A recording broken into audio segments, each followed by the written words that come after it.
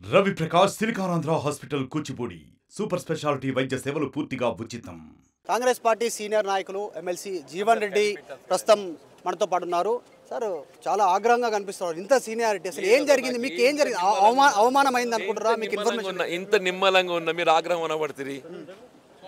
ఇంత నిమ్మలంగా ఉన్న మంచి ఓపికగా మాట్లాడుతున్నా మీకు ఇంతమంది వేల మంది మద్దతు వచ్చారు. కాంగ్రెస్ పార్టీలో ఉన్నటువంటి ఎమ్మెల్యేలే ఈరోజు మీకు సపోర్ట్గా మాట్లాడుతున్నటువంటి తీరు ఎందుకు ఇది జరిగింది? మీకు ఇంటిమేషన్ ఇవ్వకపోవడంలో ఉన్న కారణం ఏంటి? అంటే కమ్యూనికేషన్ గ్యాప్? ఇంటిమేషన్ ఉన్నదా లేదనేది కాదు, అసలు పార్టీ ఫిరాయింపుల పట్లనే నేను ఏదైతే కాంగ్రెస్ పార్టీ ఆలోచన విధానాన్ని నేను మాట్లాడుతున్నాను. నేను ఇలా పార్లమెంట్ ఎన్నికలు ఏదైతుందో కాంగ్రెస్ పార్టీ ఫిరాయించేటటువంటి చట్టసభ్య ఎంపిక సభ్యుడు ఎవరైనా కానివ్వండి చెప్పంటూ నేను ఆ కాల పరిధి ముగిసేంత వరకు అదే పార్టీలు కొనసాగబడే విధంగా, ఒకవేళ దాని భిన్నంగా పార్టీ మారినట్టయితే సభ్యత్వం ఆటోమేటిక్గా రద్దు చేయబడే విధంగా మేము చట్టంలో మార్పు చేస్తామని చెప్పని మేము ఎన్నికల ప్రణాళికలో పేర్కొన్నాం. దానికి అనుగుణంగానే మాట్లాడుతున్నాను నేను. ఎగ్జాక్ట్ రాహుల్ గాంధీ అన్నారు, ఇప్పుడు ఇక్కడ నుంచి విమర్శలు వస్తా ఉన్నాయి. ఆయన కదనే, మా నాయకుడు ఆయన కదా. ఎంపీసీ బైపీసీ విద్యార్థులకి ఒక వరం CA/CMA కోర్సులు. CA/CMA చదివే విద్యార్థుల్లో 40% మంది ఎంపీసీ మరియు బైపీసీ విద్యార్థులే. Master minds. మీ నాయకుడు చెప్పిన తర్వాత కూడా ఎందుకు జరుగుతున్నాయి? 1 2 3 4 5 మంది జాయిన్ అయ్యారు. అది better you ask with the responsible person. ఇప్పుడు డిప్యూటీ సీఎం మంత్రులకు ఆ స్థాయి వాళ్ళకన్నా కనీసం సమాచారం ఉందా పార్టీలో జాయిన్ చేసుకోవాలి? నాకు తెలియని విషయాలు నేను అడిగితే చెప్తాను. నాకు తెలిసిన విషయాలు నన్ను అడగని చెప్తాను. నేను నాకు తెలియని విషయాలు నన్ను అడుగుతున్నా ఎట్లా చెప్తా?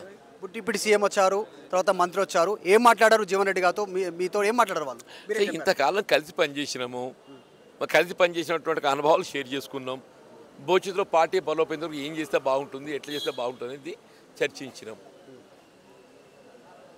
రాజీనామా చేయాలనేటువంటి నిర్ణయం తీసుకోవడం వెనుక ఏం జరిగింది అసలు? ఎందుకు మీరు బాధపడ్డారా? కార్యకర్తలంతా కూడా బాబు మనస్తాపానికి గురైన బాబు నా గౌరవాన్ని భంగం వాటిని చెప్పని భావించింది. నేను పార్టీ విధానాలకు భిన్నంగా పోతుంది పార్టీ అని ఒక ఆలోచన విధానంతో కొంత ఇబ్బంది ఫీల్ అయినా నేను. కాబట్టి ఏది ఇస్తుందో శాసన మండలి సభ్యత్వం రాజీనామా చేసి I will try to strengthen the party as an worker. నాకేది ఇస్తుందో కాంగ్రెస్ పార్టీలో అంటే నాకుండే ప్రజా జీవితం అనుభవంతో ఏది ఇస్తుందో పార్టీ బలోపేత చేసే ప్రయత్నం చేస్తాను. కేవలం ఎమ్మెల్సీ పదవికి మాత్రమే రాజీనామా చేయబోతారు? పార్టీలో ఉంటారు, పార్టీ బలోపేతం కోసం. ఎగ్జాక్ట్లీ. ఏం చేయబోతారు? రాజీనామా చేసిన తర్వాత తదుపరి కార్యాచరణ అంటే ప్రజల్లో ఇవ్వతా, ప్రజాభిప్రాయానికి అనుగుణంగా పార్టీ అభిప్రాయాలు ఏదో ప్రజలకు చేరవేస్తా. ప్రజాభిప్రాయానికి అనుగుణంగా పార్టీ అభిప్రాయం స్ట్రెంథెన్ చేయడంతో పాటుగా ప్రజాభిప్రాయానికి అనుగుణంగా ముందుకు పోతాను నేను. ఓకే, ఇప్పుడు రీకాల్ చేయాలని ఏమని అడుగుతున్నారా? ఇప్పుడు ఆయనను పార్టీలో జాయిన్ చేసుకురు, వద్దు తిరస్కరించాలనే డిమాండ్ ఏమైనా చేయబోతారు? నేను పని చేయడానికి. ఇప్పుడు గతంలో కేసీఆర్ కూడా కాంగ్రెస్ పార్టీకి సంబంధించినటువంటి ఎమ్మెల్యేని బీఆర్ఎస్ ఎల్పీలో విలీనం చేసుకున్నటువంటి సిచ్యువేషన్ సేమ్ ఇప్పుడు అదే రిపీట్ అవుతాం తెలంగాణలో. అదే సరైనది కాదు అంటున్నాను నేను. నా అభిప్రాయం సరైనది కాదు అంటున్నాను నేను. మొన్నటి శాసన ఎన్నికల్లో కేసీఆర్ విత్ 105 మెంబర్స్ 105 మంది సభ్యులు కలిగి ఉండి కూడా ఏది ఇస్తుందో పరిణామాలు మనం గమనించినాం, ఫలితాలు మనం గమనించినాం. సంఖ్యాబలం ప్రధానం కాదు, మన మీద ఏదో ప్రభుత్వం ఆలోచించేట్టుగా విధానాలు ప్రధానమని చెప్పంటున్నా. మేము ఎన్నికల్లో పేర్కొన్నట్టు ప్రణాళికలో ప్రధానమైనటువంటి అంశాలన్నీ కూడా అమలు చేసినాం.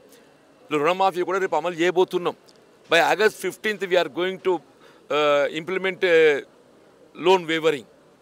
అట్లాగే రైతు భరోసా కూడా మేము కల్పించబోతున్నామని చెప్పంటున్నాను నేను.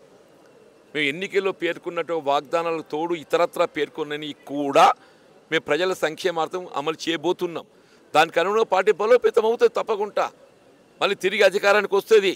ఇక్కడ రావటమే కాదు, జాతీయ స్థాయిలో కూడా రాహుల్ గాంధీ గారు ప్రధానమంత్రి ఎంపిక అవుతారు. రేవంత్ రెడ్డి పైన కోపమా జీవన్ రెడ్డికి? జరుగుతున్న పరిణామాల పైన కోపం. రేవంత్ రెడ్డి గారు నా మిత్రుడు, ఆయన మీద నాకెందుకు కోపం ఉంటుంది? మీ మిత్రుడు అంటున్నారు, మరి మీరు మీకు చెప్పలేదు అంటున్నారు. పరిణామాలను మీరు యాక్సెప్ట్ చేయట్లేదు.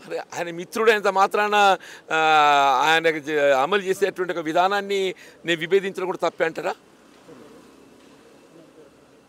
రేవంత్ రెడ్డి గారు నా మిత్రుడే. మీ నిర్ణయాన్ని పునరాలోచించుకోమని చెప్పారేమన్నా? జరిగిన పరిణామాల మీద ఆమె కూడా బాధపడుతుంది. ఇక ముందు కూడా మీరు పార్టీ ఫిరాయింపులు ఉండొద్దు అనేటువంటిది మీ డిమాండ్? నా అభిప్రాయం, ఇది నా ఆలోచన విధానం కాదు, పార్టీ ఆలోచన విధానం నేను గుర్తు చేస్తున్నా. ఓకే, త్వరలో బీఆర్ఎస్ ఎల్పీ మొత్తం సిఎల్పీలో విలీనం అవుతుందంటూ? మొత్తం విలీనం ఇప్పుడు చట్ట పరిధి లోపల ఏదైతే విలీనమైతే దాన్ని వివరం చేస్తామే. ప్రస్తుతం ఉన్నటువంటి స్కోప్ ఏదైతే ఉన్నదో విలీనమైన స్కోప్ ఉంటే దాన్ని ఎవరేం చేస్తారు? మంచి స్కోప్ ఏదైతే ఉన్నదో ఏ విధంగా ఉంటే ఆ విధంగా జరుగుద్ది. స్కోప్ ఏ విధంగా ఉంటే ఆ విధంగా జరుగుద్ది. రేవంత్ రెడ్డి ముఖ్యమంత్రి, పీసీసీ కూడా ఆయనే, జీవన్ రెడ్డి గారితో మాట్లాడారా? చాలా మీరు సీనియరు, ఆయన థ్యాంక్ యూ. ముఖ్యమంత్రి రేవంత్ రెడ్డి మాట్లాడారా జీవన్ రెడ్డి గారితో అనేటువంటి మాటకు ఆయన సమాధానం చెప్పకుండా సార్ మొత్తానికైతే జీవన్ రెడ్డి రాజీనామా చేయడానికి వెళ్తా ఉన్నారు. రాజీనామా చేసి ప్రజాక్షేత్రంలోకి వెళ్తా ఉంటున్నారు. ఎట్టి పరిస్థితుల్లో కూడా దాంట్లో ఎలాంటి మార్పు లేదు, జరిగినటువంటి అవమానాన్ని భరించే పరిస్థితి లేదు.